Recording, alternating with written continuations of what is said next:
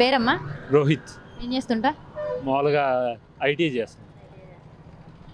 ఏ ఊరమ్మా మీది? విజయవాడ. ప్రాపర్ ఎక్కడైనా? ఇక్కడే. ఏం చేస్తారు? నాన్నగారు ఏం చేస్తారు? నాన్నగారు చనిపోయారు. అమ్మగారు ఏం చేస్తారు? అమ్మగారు రైల్వే. ఎలా ఉన్నాయమ్మా ధరలు? ఎలా ఉన్నాయి అన్నీ? బాగానే ఉన్నాయండి, బాగానే. ఎక్కువ ఉన్నాయా తక్కువ? పర్లేదా? పర్లేదు నాన్న. పోయిన పాలన కన్నా ఈ పాలన కొంచెం బాగుంది. ఎందుకు బాగుంది అనుకుంటున్నా? అన్నీ ఆ, అంటే భవిష్యత్తు చిన్న వాళ్ళకి బాగా వచ్చాయి. మంచి చదువు, పిల్లలకి భవిష్యత్తు వస్తుంది.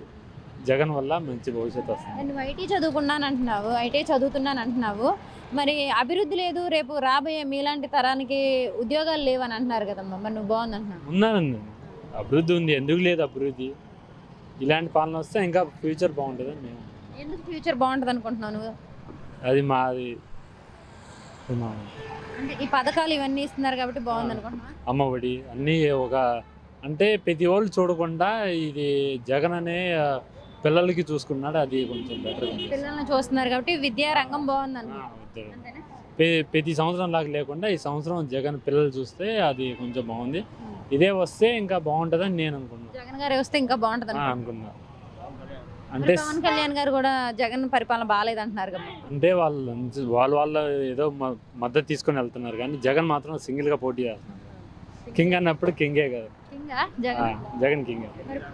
మరి షర్మిల అంటుంది కదా, కింగ్ ఎక్కడ కింగ్ నువ్వు అని అంటుంది కదా, ఎక్కడ పులివి నువ్వు అంటుంది. ఫంక్షన్ కి కూడా పవర్ స్టార్ పిలిచారు కదా, అది జగన్ తొక్కుదామని అందరూ ఫిక్స్ అయిపోయి అలా వెళ్తున్నారు.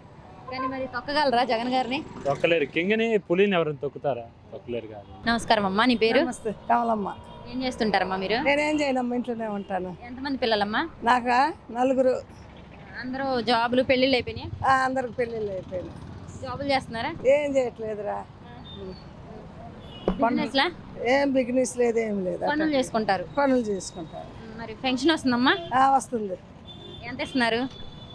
నాకా ఎంత ఇస్తున్నారు? మీ వాలంటీర్లు మంచి పని చేస్తున్నారా? బాగానే చేస్తుంది. వస్తారా ఇంటింటికి? వస్తుంది. వచ్చి మరి డబ్బులు తీసుకొని వాలంటీర్లు పనులు చేస్తున్నారు అంటున్నారు. వాలంటీర్లు డబ్బులు తీసుకున్నానమ్మా.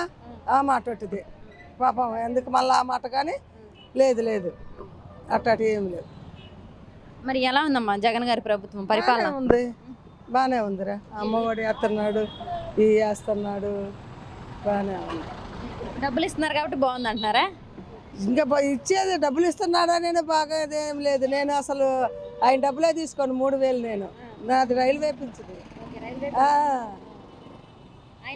మీకు మరి ఇంతకు ముందు చంద్రబాబు నాయుడు గారు ఉన్నప్పుడు అంటే జనాలకి ఇన్ని పథకాలు కొంచెం ఆయన ఉన్నప్పుడు గ్యాసు బియ్యము అట్టాటి కొంచెం తక్కువ ఇచ్చాడు. ఇప్పుడు అన్నీ పెరిగిపోయినాయి కదా, పెంచాడు ఆయన.